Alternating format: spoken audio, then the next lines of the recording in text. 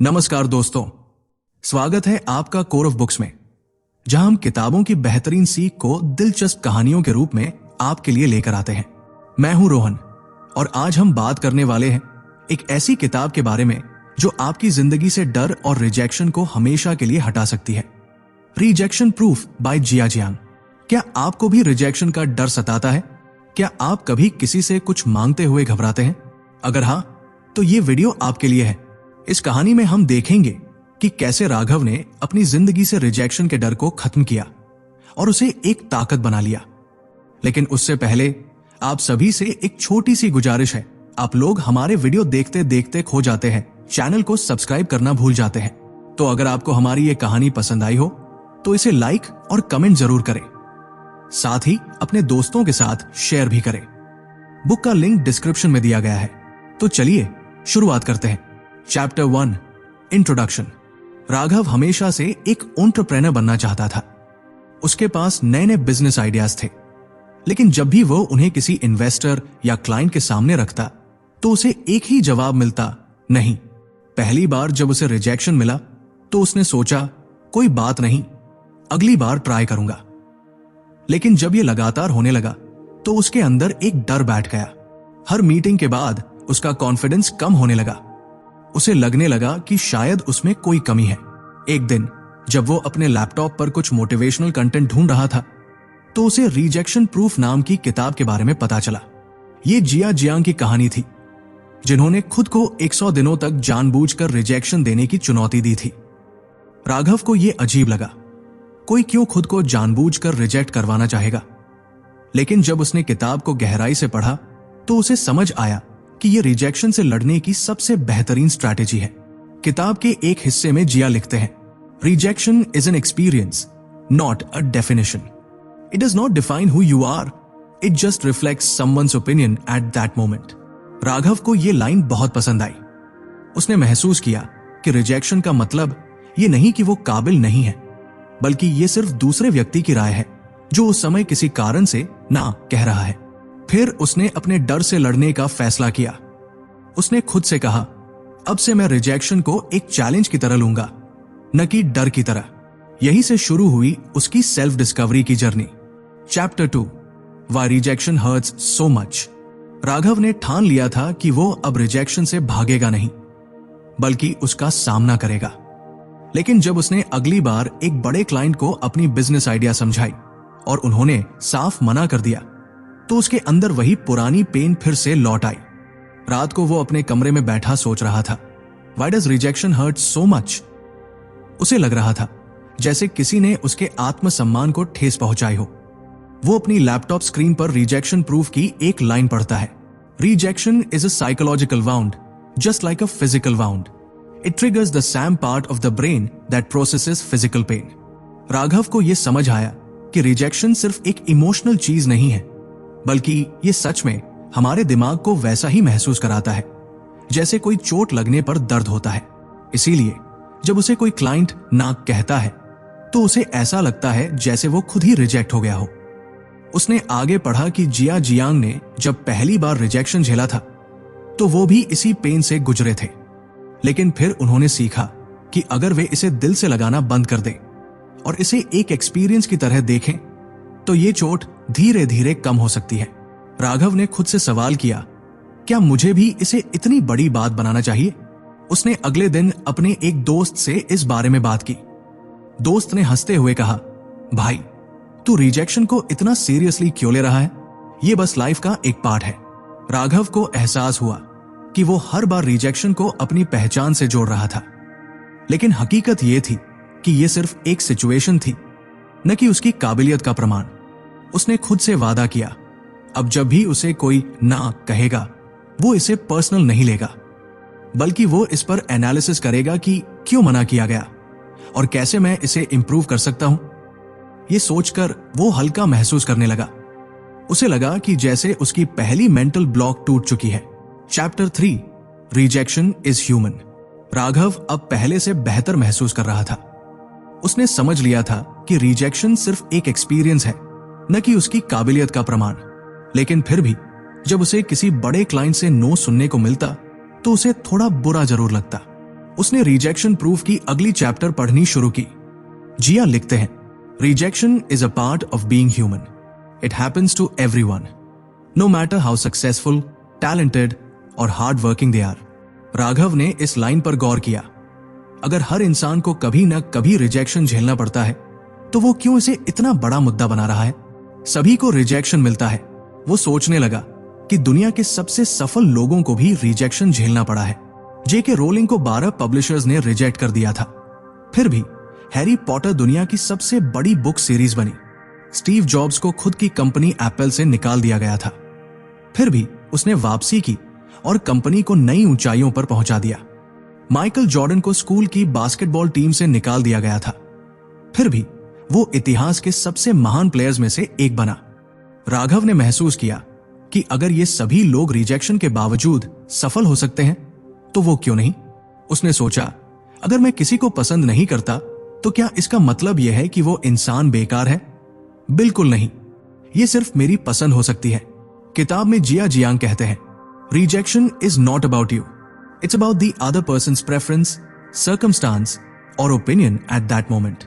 राघव को यह समझ आ गया कि क्लाइंट उसे रिजेक्ट कर रहे हैं तो हो सकता है कि उनका बजट कम हो, उनकी जरूरतें अलग हो, या फिर उन्हें किसी और का प्रोडक्ट ज्यादा पसंद आ गया हो। इसका मतलब ये नहीं कि वह इनकेपेबल है। राघव का नया नजरिया।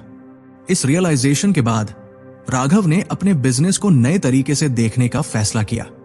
अब जब भी उसे रिजेक्शन मिलता तो वो खुद से कहता, ये मेरी गलती नहीं है, ये सिर्फ उनके लिए सही समय या सही ऑप्शन नहीं था। इस नए सोच के साथ वो अगले क्लाइंट से मिलने के लिए तैयार था। Chapter 4, desensitizing yourself to rejection. Raghav अब समझ चुका था कि रिजेक्शन का सामना हर किसी को करना पड़ता है, चाहे वो कितना भी सक्सेसफुल क्यों न हो। लेकिन एक सवाल अभी भी उसके मन में था, अगर रिजेक्शन को अवॉइड नहीं किया जा सकता तो इसे झेलना आसान कैसे बनाया जाए? यही सोचते हुए उसने रिजेक्शन प्रूफ की अगली चैप्टर पढ़नी शुरू की। If you expose yourself to rejection regularly, you will build immunity to its pain. Just like lifting weights makes your muscles stronger, facing rejection makes your confidence unshakable. Raghav ने इस विचार को ध्यान से पढ़ा। जिया जियांग ने अपने एक्सपेरिमेंट में खुद को बार बार रिजेक्ट करवाने की आदत डाली थी ताकि वो डिसेंसिटाइज हो जाए, यानी रिजेक्शन से डरना बंद कर दे। राघव का पहला प्रयोग, जानबूझकर रिजेक्शन लेना। राघव को यह अजीब तो लगा, लेकिन उसने इसे खुद पर आजमाने का फैसला किया। अगले दिन वो एक कॉफी शॉप में गया और कैश काउंटर पर खड़े बरिस्ता से बोला, क्या मुझे एक फ्री कॉफी मिल सकती है? बरिस्ता ने उसे हैरानी से देखा और कहा, sorry sir, we don't give free coffee. पहले तो राघव को थोड़ी शर्मिंदगी महसूस हुई, लेकिन फिर उसने महसूस किया कि कुछ भी गलत नहीं हुआ था। न तो बरिस्ता ने उसे डांटा, न उसे इंसल्ट किया, बस एक सीधा नो कहा। राघव मुस्कुराया और कहा, no worries, 1 regular cappuccino please. उसने महसूस किया कि रिजेक्शन उतना बुरा नहीं था जितना उसने सोचा था। रिजेक्शन का डर धीरे धीरे कम हो रहा था। राघव ने खुद को हर दिन एक छोटा सा चैलेंज देने का फैसला किया। एक दिन उसने सड़क पर एक अजनबी से 500 रुपए उधार मांगे। बेशक उसे नो मिला। दूसरे दिन उसने अपने जिम ट्रेनर से पूछा कि क्या वो उसे फ्री में पर्सनल ट्रेनिंग देगा। फिर से नो। तीसरे दिन उसने अपने ऑफिस के मैनेजर से पूछा कि क्या उसे छुट्टी के बिना ही सैलरी मिल सकती है। Absolutely not. लेकिन हर रिजेक्शन के बाद वो खुद को हल्का महसूस करता। धीरे धीरे उसका डर कम हो रहा था। Rejection is just a skill. Jia Jiang लिखते हैं, rejection is not a reflection of your worth, it's a skill that you can master with practice. Raghav को यह बात अब समझ में आ चुकी थी। वो पहले की तरह रिजेक्शन से डरता नहीं था। अब जब भी कोई उसे नो कहता, वो इसे लर्निंग अपॉर्चुनिटी की तरह देखता। Chapter 5, the power of asking. Raghav अब रिजेक्शन से डरता नहीं था। वो समझ चुका था कि जब हम बार बार रिजेक्शन का सामना करते हैं तो उसका असर कम होने लगता है। लेकिन अगला सवाल यह था, अगर लोग मुझे नो कह सकते हैं तो क्या यह भी संभव है कि कभी कभी वे यस भी कह दे? यही सोचकर उसने रिजेक्शन प्रूफ की अगली चैप्टर पढ़ी। You miss 100% of the opportunities you don't ask for. यानी अगर हम कभी पूछेंगे ही नहीं तो हमें यस कहने का मौका ही नहीं मिलेगा। पहला प्रयोग, पूछने की ताकत। राघव ने तय किया कि अब वो ज्यादा से ज्यादा अपॉर्चुनिटीज मांगेगा। अगले दिन वो एक मॉल में गया और एक डोनट शॉप पर जाकर कहा, क्या मैं अपने डोनट पर 5 रिंग वाली ओलंपिक शेपिंग करवा सकता हूं? शॉपकीपर ने उसे घूर कर देखा और फिर मुस्कुरा कर बोला, sure, I will try. Raghav को यकीन नहीं हुआ। उसे लगा था कि सामने वाला उसे मना कर देगा, लेकिन उसने हक कह दिया। लोग सिर्फ नो नहीं कहते, वे यस भी कह सकते हैं। राघव ने अब खुद को ज्यादा बोल्ड बना लिया था। उसने अपने ऑफिस के मैनेजर से कहा, क्या मैं इस हफ्ते सिर्फ 4 दिन काम करके भी अपनी सैलरी फुल ले सकता हूं? मैनेजर ने हंसकर मना कर दिया, लेकिन गुस्सा नहीं किया। उसने अपने जिम के ट्रेनर से पूछा, क्या आप मुझे एक्स्ट्रा 30 मिनट की ट्रेनिंग फ्री में देंगे? ट्रेनर ने सोचा और कहा, ठीक है, कभी कभी कर सकता हूं। उसने अपने दोस्त से पूछा, क्या मैं तेरा बाइक 1 दिन के लिए ले सकता हूं? फ्रेंड ने बिना सोचे यस कह दिया। राघव को अब समझ आ चुका था कि बहुत से लोग सिर्फ इसलिए अपॉर्चुनिटीज मिस कर देते हैं क्योंकि वे पूछते ही नहीं। अगर आप पूछेंगे नहीं तो आपको मिलेगा भी नहीं। जिया जियांग कहते हैं, most people don't say no because they hate you, they say no because they don't see a reason to say yes, give them a reason. Raghav को यह लाइन बहुत पावरफुल लगी। अब जब भी उसे कुछ चाहिए होता वो बिना हिचकिचाए पूछ लेता। और सबसे मजेदार बात, कई बार लोग यस भी कह देते थे। Chapter 6, handling criticism gracefully. Raghav को अब रिजेक्शन से डर नहीं लगता था। वो बेझिझक अपॉर्चुनिटीज के लिए पूछता और कई बार उसे यस भी मिल जाता। लेकिन अब एक नई चुनौती सामने थी, क्रिटिसिज्म को कैसे संभाला जाए। जब भी वो कोई नया बोल्ड रिक्वेस्ट करता, कुछ लोग उसका मजाक उड़ाते या ताने मारते। ये उसे अंदर से हर्ट करता। लेकिन रिजेक्शन प्रूफ में जिया जियांग ने इसे हैंडल करने के तरीके बताए थे। Criticism is not always about you, sometimes it's a reflection of the critic's own fears and insecurities. यानी हर आलोचना का मतलब ये नहीं कि आप गलत हो। कई बार सामने वाला अपनी ही इनसिक्योरिटीज आप पर डाल रहा होता है। पहला झटका, सोशल मीडिया का वार। राघव ने एक दिन अपने सोशल मीडिया पर पोस्ट डाली कि वो हर दिन एक नया रिजेक्शन चैलेंज कर रहा है। कई लोगों ने सपोर्ट किया, लेकिन कुछ ने नेगेटिव कमेंट्स भी दिए। बेकार आइडिया है, इससे कुछ नहीं होगा, तू बस अपना टाइम वेस्ट कर रहा है, कुछ बड़ा करना है तो काम पर ध्यान दे, ये सब बचपना छोड़। पहले तो राघव को फ्रस्ट्रेशन हुई, लेकिन फिर उसने सोचा, क्या ये लोग सही कह रहे हैं? आलोचना को समझना, कंस्ट्रक्टिव वर्सेस डिस्ट्रक्टिव क्रिटिसिज्म। जिया जियांग लिखते हैं, criticism can be either constructive or destructive. Learn to differentiate between the two. Raghav ने कमेंट्स को ध्यान से देखा। कुछ नेगेटिव कमेंट्स उसे डिमोटिवेट करने के लिए थे, लेकिन कुछ वैलिड पॉइंट्स भी थे। उदाहरण के लिए, एक दोस्त ने लिखा, यह सही है कि रिजेक्शन को फेस करना चाहिए, लेकिन क्या तुम इससे कुछ नया सीख भी रहे हो? यह वैलिड सवाल था। राघव ने इस क्रिटिसिज्म को पॉजिटिव तरीके से लिया और सोचा, अब मैं सिर्फ रिजेक्शन नहीं लूंगा, बल्कि हर रिजेक्शन से कुछ सीखने की कोशिश करूंगा। क्रिटिसिज्म को दिल से मत लो, इसे सुधारने का मौका समझो। राघव ने अगली बार जब किसी से कुछ रिक्वेस्ट की और उसे रूड रिजेक्शन मिला, तो उसने ओवर रिएक्ट करने की बजाय काम रहकर कहा, no problem, thanks for considering it. उसका यह शांत रिस्पॉन्स देखकर सामने वाला भी चौंक गया। अब जब भी कोई उसकी आलोचना करता, राघव खुद से एक सवाल पूछता, क्या यह आलोचना सही है? अगर हां, तो मैं इसे कैसे सुधार सकता हूं? सबक, आलोचना से भागो मत, उसे हैंडल करना सीखो। जिया जियांग लिखते हैं, people will always have opinions, your job is to filter out the noise and focus on what helps you grow. Raghav ने यह सबक अपना लिया। अब वो आलोचना से डरने की बजाय उसे ग्रोथ के लिए इस्तेमाल करता। Chapter 7, the rejection Olympics. Raghav अब रिजेक्शन से डरता नहीं था और क्रिटिसिज्म को भी सही तरीके से हैंडल करना सीख चुका था। लेकिन अब उसकी नई चुनौती थी, रिजेक्शन को एक खेल की तरह लेना और इसे अपने फायदे में बदलना। जब उसने रिजेक्शन प्रूफ का यह चैप्टर पढ़ा, तो उसे जिया जियांग की एक लाइन सबसे ज्यादा पावरफुल लगी, rejection is not a sign to stop, it's a challenge to keep going. यानी रिजेक्शन हमें रोकने के लिए नहीं, बल्कि हमें और बोल्ड बनाने के लिए होता है। एक नया आइडिया, रिजेक्शन ओलंपिक्स। राघव ने सोचा, अगर मैं रिजेक्शन से इतना कुछ सीख रहा हूं तो क्यों न इसे एक खेल की तरह लिया जाए। उसने खुद के लिए एक चैलेंज सेट किया, हर दिन एक ऐसा काम करना जिसमें रिजेक्शन मिलने की पूरी संभावना हो, हर रिजेक्शन से कुछ सीखना। यही जिया जियांग ने किया था और यही उसने भी करने का फैसला किया। पहला rejection, free hotel room.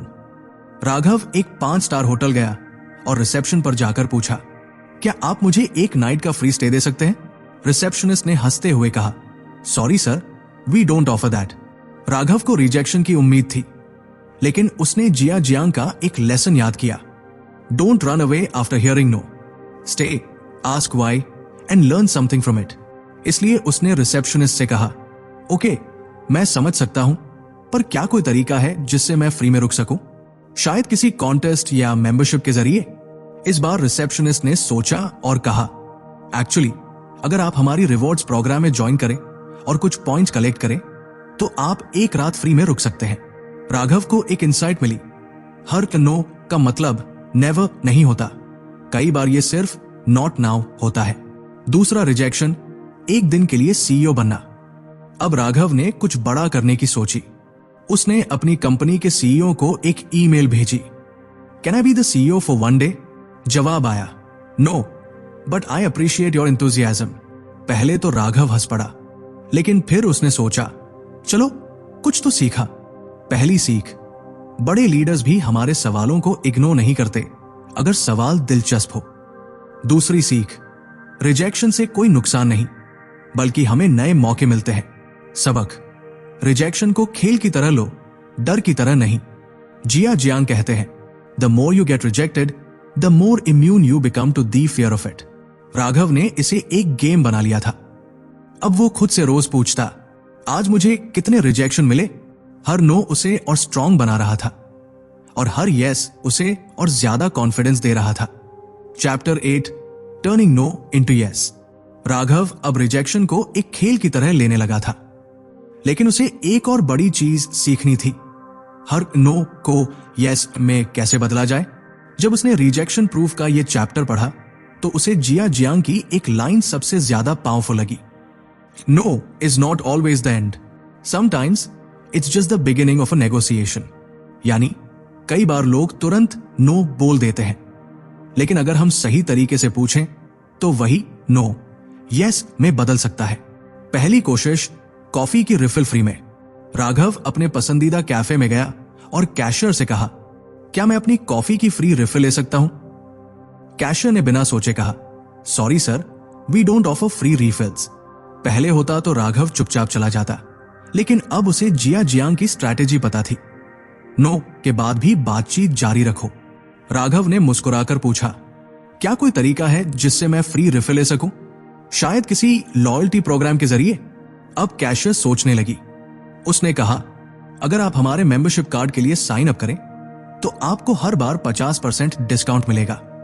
Raghav को सीधा फ्री रिफिल नहीं मिला, लेकिन उसे एक अल्टरनेटिव सोल्यूशन मिल गया। अब उसे हर बार डिस्काउंट मिलने वाला था। दूसरी कोशिश, इंटरव्यू के लिए दूसरा मौका। राघव एक जॉब इंटरव्यू के लिए गया, लेकिन एचआर ने कहा, sorry, we don't think you are the right fit. पहले वो हार मान लेता, लेकिन अब उसने जिया जियांग की दूसरी स्ट्रैटेजी अपनाई, नो के पीछे की वजह पूछो। राघव ने शांति से कहा, आई अंडरस्टैंड, बट अगर मैं फिर से अप्लाई करूं तो मुझे किन स्किल्स पर काम करना होगा? एचआर ने उसे कुछ फीडबैक दिया और कहा, अगर तुम इस स्किल पर काम कर लो तो हम तुम्हें अगले महीने दोबारा इंटरव्यू के लिए बुला सकते हैं। राघव को फिर से एक मौका मिल गया, क्योंकि उसने नो को एक्सेप्ट करने के बजाय उसे यस में बदलने का रास्ता खोजा। सबक, नो से भागो मत, बातचीत जारी रखो। जिया जियांग लिखते हैं, every no has a reason behind it, if you understand the reason you can find a way to change it into a yes. Raghav को यह लेसन समझ आ गया था। अब वो जब भी कोई रिजेक्शन फेस करता वो तुरंत गिव अप नहीं करता, वो बस एक और क्वेश्चन पूछता, क्या कोई और तरीका है? Chapter 9, asking big. राघव अब रिजेक्शन को हैंडल करना सीख गया था और उसे नो को यस में बदलने का टेक्निक भी समझ आ गया था। लेकिन अब उसके सामने एक नई चुनौती थी, क्या हम बहुत बड़ा मांग सकते हैं? और अगर मांगे तो क्या होगा? जब उसने रिजेक्शन प्रूफ का ये चैप्टर पढ़ा तो उसे जिया जियांग की ये लाइन सबसे ज्यादा इंपैक्टफुल लगी। People often say no because what you ask is too small to be worth that time. Ask big and you might be surprised. यानी कई बार लोग इसलिए नो बोलते हैं क्योंकि हमने जो मांगा वह उनके लिए इनसिग्निफिकेंट होता है। अगर हम बोल्ड होकर कुछ बड़ा मांगे तो चांसेस बढ़ जाते हैं कि हमें यस मिल जाए। पहली कोशिश, एक दिन के लिए एयरप्लेन उड़ाने का सपना। राघव ने सोचा अगर मुझे बड़ा मांगना ही है तो कुछ मजेदार ट्राई करता हूं। वो एक फ्लाइट ट्रेनिंग एकेडमी गया और वहां के मैनेजर से कहा, can I fly an airplane for one day? Manager पहले तो हंस पड़ा और बोला, दैट्स नॉट पॉसिबल। लेकिन राघव अब एक्सपर्ट बन चुका था। उसने तुरंत अगला क्वेश्चन पूछा, ठीक है, लेकिन क्या ऐसा कोई तरीका है जिससे मैं प्लेन उड़ाने का एक्सपीरियंस ले सकूं? अब मैनेजर ने सोचा और कहा, अगर तुम एक ट्रायल सेशन बुक करो तो हम तुम्हें साइमुलेटर ट्रेनिंग दे सकते हैं जहां तुम प्लेन उड़ाने जैसा एक्सपीरियंस ले सकते हो। राघव को सीधा एयरप्लेन नहीं मिला, लेकिन उसे एक अमेजिंग अपॉर्चुनिटी मिल गई, फ्लाइट सिमुलेशन। दूसरी कोशिश, 1 करोड़ रुपए मांगना। अब राघव ने और बोल्ड बनने की सोची। उसने एक बड़े इन्वेस्टर को ईमेल किया, can you invest 1 crore in my business? जवाब आया, नो दैट्स टू मच। लेकिन जिया जियांग की स्ट्रैटेजी के मुताबिक राघव को तुरंत फॉलो अप करना था। उसने पूछा, okay, but would you consider a smaller amount, maybe 10 lakh? इस बार इन्वेस्टर ने सोचा और कहा, tell me more about your idea.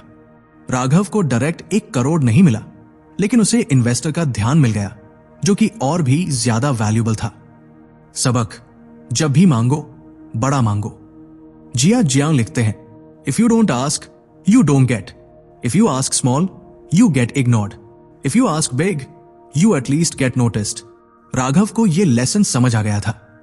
अब वो खुद से रोज पूछता, मैंने आज कुछ बड़ा मांगा? क्योंकि अगर मांगने में कोई कॉस्ट नहीं है तो छोटा क्यों मांगना? Chapter 10, overcoming the fear of rejection. Raghav अब रिजेक्शन को हैंडल करना और बोल्ड रिक्वेस्ट करना सीख गया था। लेकिन एक सवाल अभी भी उसे परेशान कर रहा था, डर पूरी तरह खत्म कैसे हो? क्योंकि हर बार जब वो कुछ नया मांगने जाता उसके अंदर फियर अभी भी कहीं ना कहीं मौजूद रहता था। जब उसने रिजेक्शन प्रूफ का ये चैप्टर पढ़ा तो उसे जिया जियांग की ये लाइन सबसे ज्यादा पावरफुल लगी, fear is like a shadow, the more you run from it the bigger it gets, the only way to shrink fear is to face it head on. यानी डर को अवॉइड करने से वो और बड़ा हो जाता है, लेकिन अगर हम इसे फेस करें तो ये धीरे धीरे गायब हो सकता है। पहली कोशिश, भीड़ में गाना गाना। राघव ने सोचा अगर मुझे अपने डर को खत्म करना है तो मुझे कुछ ऐसा करना चाहिए जिससे मुझे सबसे ज्यादा डर लगता है। उसे पब्लिक स्पीकिंग से बहुत डर लगता था, तो उसने तय किया कि वो एक मॉल के बीचों बीच खड़े होकर गाना गाएगा। जब वो वहां खड़ा हुआ तो उसका दिल जोरों से धड़क रहा था, लेकिन फिर उसने अपने डर को चैलेंज किया और गाना शुरू कर दिया। पहले कुछ लोग उसे अजीब नजरों से देखने लगे, लेकिन धीरे धीरे कुछ लोग रुक गए और उसे सुनने लगे। जब वो गाना खत्म कर चुका था तो एक आदमी ने आकर कहा, वाह, you have a great voice, do you perform somewhere? Raghav को यकीन नहीं हो रहा था। जिस चीज से वो डर रहा था वही उसे अप्रिशिएशन दिला रही थी। दूसरी कोशिश, किसी अजनबी से 500 रुपए मांगना। अब उसने एक और चैलेंज लिया। उसने सोचा अगर मैं किसी अजनबी से 500 रुपए मांगूं तो क्या होगा? वो एक पार्क में गया और एक व्यक्ति से कहा, एक्सक्यूज मी, क्या आप मुझे 500 रुपए उधार दे सकते हैं? वो आदमी चौंक गया और बोला, क्यों? राघव ने मुस्कुराकर कहा, मैं बस एक सोशल एक्सपेरिमेंट कर रहा हूं। अगर आप मना कर देंगे तो भी मुझे कोई फर्क नहीं पड़ेगा। आदमी ने हंसते हुए कहा, मैं पैसे नहीं दे सकता, लेकिन यह रहा एक मुफ्त चाय का कूपन। राघव को पैसे नहीं मिले, लेकिन उसे एक और सबक मिल गया। डर को मजाक में लेना इसे कमजोर बना देता है। सबक, डर को जितना फेस करोगे उतना कम होगा। जिया जियांग लिखते हैं, the more you expose yourself to rejection the less power it has over you. Raghav को यह लेसन समझ आ गया था। अब वो खुद से रोज पूछता, मैंने आज अपने डर को फेस किया? क्योंकि डर हमेशा रहेगा, लेकिन इसे कंट्रोल करने का तरीका हमारे हाथ में है। तो दोस्तों, आज हमने जाना कि डर को फेस करना ही उसे कम करने का सबसे अच्छा तरीका है।